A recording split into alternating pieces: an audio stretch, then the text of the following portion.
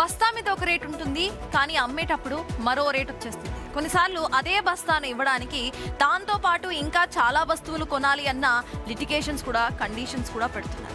ఇది తెలంగాణలో యూరియా కొనాలంటే రైతుల పరిస్థితి. రైతులపై అధిక భారం ఇప్పుడు పడుతోంది. 266 రూపాయలు ఉన్న యూరియా బస్తా ఇప్పుడు 350 నుంచి 400 రూపాయలకు విక్రయిస్తున్నారంటూ ఆరోపణలు వెల్లువెత్తుతున్నాయి.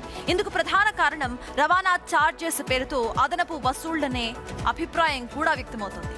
అయితే గతంలో యూరియా రవాణా ఛార్జెస్ ప్రభుత్వాలే డైరెక్ట్ గా భరించేవి, కానీ ఇప్పుడు అది కాస్త రైతులపై డైరెక్ట్ గా పడుతోంది. ఫలితంగా 266 రూపాయలున్న యూరియా బస్తా కాస్త 400 వరకు విక్రయిస్తున్నట్టు అన్నదాతలు ఆరోపిస్తున్నారు.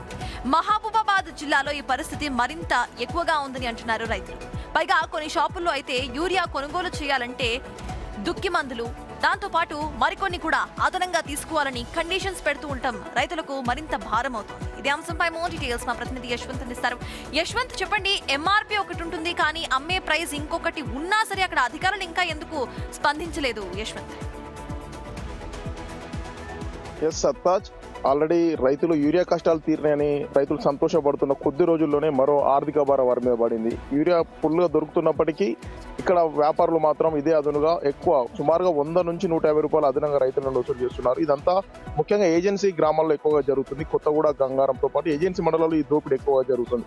ప్రభుత్వం ఆల్రెడీ వ్యవసాయ శాఖ కూడా ఎంఆర్పీ కంటే ₹1 కూడా అదనంగా తీసుకోవద్దని ఆల్రెడీ సర్క్యులర్ కూడా జారీ చేసింది. కానీ సర్క్యులర్ని ఇక్కడ జిల్లా యంత్రాంగంతో పాటు కలెక్టర్ పర్యవేక్షణ లోపం వల్లనే ఇదంతా జరుగుతుంది. రైతులు తీవ్రమైన ఇబ్బందులు పడుతున్నారు. ఫర్ ఎగ్జాంపుల్, ఒక ఎకరానికి 3 బస్తాలు పడుతున్నాయి. 5 ఎకరాలు ఉంటే 5లో 15 బస్తాలు యూరియా రైతు వేస్తే సుమారుగా 5,000 భారం ఒక రైతు మీద పడితే జిల్లా వ్యాప్తంగా ఇప్పటికీ 17,000 మెట్రిక్ టన్నులు యూరియా అమ్మారు. 476 ఫెర్టిలైజర్ షాపులు ఉన్నాయి. ఈ విధంగా ఒక రైతు మీద సుమారుగా యావరేజ్ గా 5,000 భారం అదనంగా పడుతుంది. దీంతో రైతులు గగ్గోలు పెడుతున్నారు. యశ్వంత్, ఏ షాప్ ఓనర్స్ అయితే యూరియా అదనంగా అమ్ముతున్నారో, దాంతో పాటు కొన్ని కండిషన్స్ పెట్టి అమ్ముతున్నారో, ఇప్పటికైనా ఆ షాప్ ఓనర్స్ పై రియాక్ట్ అయ్యారా? వాళ్ళ మీద ఏమైనా కేసెస్ బుక్ చేశారా అధికారులు అక్కడ?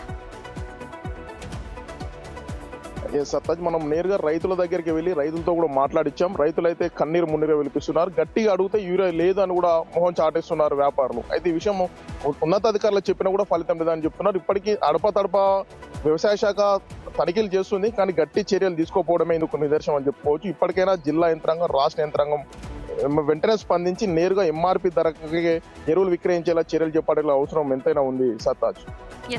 Thank you Yashwant. మొత్తానికి ఇటు బస్తా మీద ఒక రేట్ ఉంటుంది, కానీ అమ్మేది మాత్రం ఇంకో రేట్. బట్ ఇరిగేషన్ డిపార్ట్మెంట్ అధికారులు మాత్రం స్పందించడానికి ఆలస్యం చేస్తున్నారు. ఈ మొత్తం ఒకళ్ళ ఆలస్యం ఇంకోళ్ళ మీద భారంగా మారుతుంది.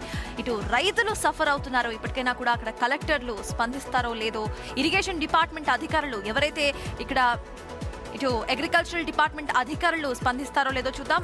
అండ్ ఎవరైతే అక్కడ షాప్ ఓనర్స్ ఎవరైతే ఎక్కువకి అమ్ముతున్నారో, దాంతో పాటు కండిషన్స్ పెట్టి అమ్ముతున్నారో, వాళ్ళ మీద అగ్రికల్చరల్ డిపార్ట్మెంట్ ఎటువంటి యాక్షన్స్ తీసుకుంటుందో కూడా చూద్దాం. ఎందుకంటే ఎంఆర్పీకి సంబంధించి ఒక్క